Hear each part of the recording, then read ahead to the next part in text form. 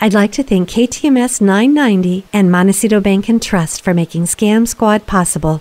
I'm Patty Teal. And I'm Deputy District Attorney Vicki Johnson. Scam Squad is up next. Sound off. 1, 2. Sound off. 3, 4. 1, 2, 3, 4. Scam Squad. Welcome to Scam Squad. I'm Patty Teal, here as usual with Deputy District Attorney Vicki Johnson, who always tells us about the latest scams that are hurting our community and hurting the people in our community so that we're forewarned and can stay clear of them. Hi, Vicki. Hi, Patty. I don't know how many people read Ask Amy in the newspaper, but I do. And it's an advice column. And the letter that recently caught my eye was from a 69-year-old gentleman about a young woman that he met online. I thought the letter and Amy's answer was very interesting, and I'd like to share it with our listeners today. So I'm guessing that this might be some kind of romance scam. I know we've been focusing on them as of late. And you might be correct. So as I'm reading this, I'm going to challenge our listeners to come up with as many red flags as they can. So listen carefully, and here goes. Dear Amy, I met a young woman online about 8 months ago and have been messaging her regularly. We also have video calls because she lives in the Philippines. Long story short, she has a lot of issues with employment due to COVID-19, and she has no family. Her area was devastated by a typhoon. She has few friends, and she has health issues. She received a job offer in Canada, and the company was going to pay for her airfare and put her up in a company housing. She was supposed to start next month. I helped her to buy clothing and prepare for the move, but now she has to take a 6-month treatment regimen for uterine cysts. I feel like more of a father figure than a boyfriend, and I just feel a lot of pain for her. I'm wondering how long I should help her financially. Should I cut the cord and tell her I cannot do this anymore? Although I can afford to help her, it is financially and emotionally draining. I'm 69 years old. She is 26. Patty, before I read Amy's response, did you hear anything in this gentleman's letter that might be a red flag? Maybe, Vicki. Let's start with the fact that she's in her 20s. And I know that's not the usual red flag that we talk about, and he's close to 70. I mean, why would someone that young go for someone that old? Their interests must be totally different. If there's not something she's gaining from it, possibly monetarily. Absolutely. Anything else? Well, let's see. I took notes because I thought you might ask me this. She was in a typhoon. Of course, she's far away. She's in the Philippines. She has no family. She has health issues. She got a job, but because of more health issues, she lost the job. And so it just seems to be one thing after another. And of course, people can have a run of bad luck, but this is a lot of bad luck, and the red flags are just popping up all over the place.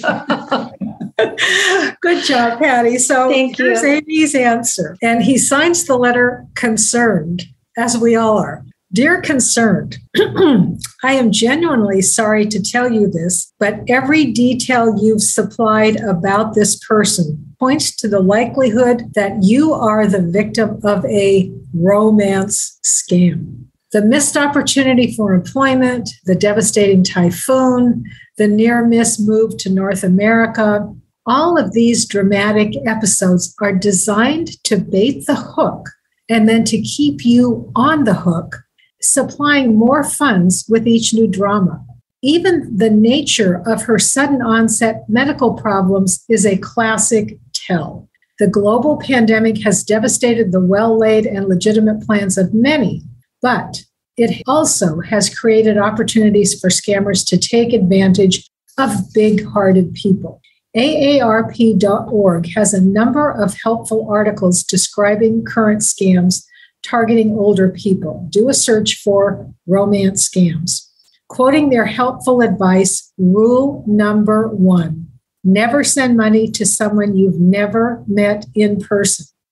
AARP also has a Fraud Watch Network hotline, and they give the number. I called and spoke with a counselor who, without judgment, asked a number of easy-to-answer questions. Callers are then connected with a fraud specialist who can give advice about what you are dealing with and how to handle the relationship, including how to end it safely. If you have children or a close friend you can talk to about this, be very honest and ask for help. Yeah, this is something that I can see how people fall for, and big-hearted people fall for it, I think, very often. More of the stories that we've talked about have been women being scammed by men. So this is an interesting story that it also happens to men who are being scammed by women. It does become easier to spot these red flags, but the stories can really tug on your heartstrings, especially if you believe them. If they believe the story, feels guilty about abandoning the younger person. So I can understand how it happens. Absolutely. And as we know, scammers do play on our emotions. They're very good psychologists. They know just how to get to us and use our emotions against us. And this letter demonstrates the many different kinds of ploys and stories that scammers can use to hook us in. This woman, as you said, had quite a lot of bad luck in her life over a short period of time, if you believe her story. Right. And it's interesting that Amy talked about how the global pandemic has created opportunities for scammers to take advantage of big-hearted people. And Patty, this is something that we've been talking about for a long time, and I want to point something else out. Amy directed her readers to AARP.org for information and help, and I've often referenced that organization. She talked about the many articles that they have on scams, and she also talked about the Fraud Watch Network hotline. And she actually called this hotline, and I thought this was interesting. She got voice-to-voice with a counselor.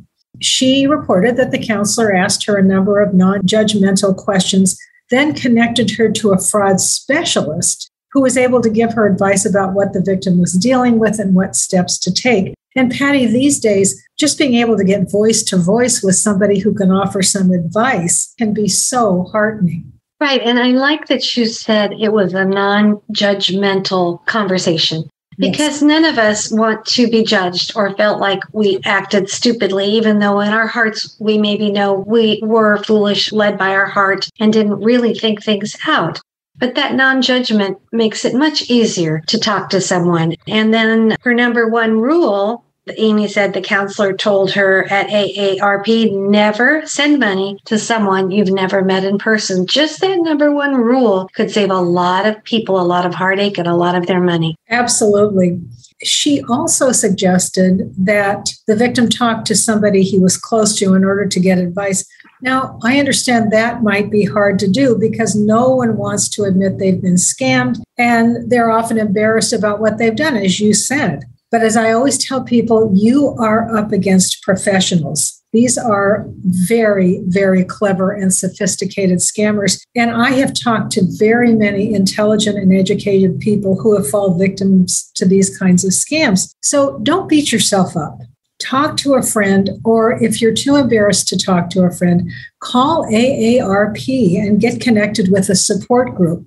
And I wanted to once again give the AARP Fraud Watch Network hotline. So here it is, 877-908-3360. And I will say that again, 877-908-3360. And I do encourage you to call, or you can call me on my fraud hotline, and I'll give that number also. And if you want to call me and get the Fraud Watch Network hotline, I'm happy to give it to you. I have it handy. My number is 1-805-568-2442. And Patty, I actually do have some good news today. All right. Always love those good news stories. And this is from the Department of Justice. This is about two brothers who were living in Maryland, and they were recently convicted of money laundering and sentenced to federal prison for 3 years. So here's how it happened. They were helping romance scammers who were operating out of Ghana. And as I've said many times, these romance scams often originate out of our country in places like Nigeria, Jamaica, Ghana. So the scammers targeted elderly victims online, typically through social media, dating websites, emails, and so forth. And once the scammers in Ghana convinced the victims to trust them, then of course they started asking for money, and they would instruct their victims to send money to bank accounts and physical addresses that were linked to these two brothers here in Maryland. For their efforts, the brothers would receive 10% of the money, then send the rest to the crooks in Ghana. And this is interesting. During the course of this scam, over $6,200,000 was laundered through 34 bank accounts at 11 different financial institutions. So this was a big operation. Interestingly enough, the case was investigated by the United States Postal Service. So, as I've mentioned, the Department of Justice runs an elder fraud hotline, and for seniors who have been scammed, they can call the hotline and will be directed to the agency where they should make a report. The easy way to remember this number is 1-833-FRAUD-11. So 1-833-FRAUD-11. I've given you lots of numbers today, Patty. For people who haven't written them down or didn't have a pencil or paper and you'd like those numbers, just please call me and I'm happy to give them to you over the phone. Yes, and Vicki, we'll also have a YouTube version posted of this that they can find.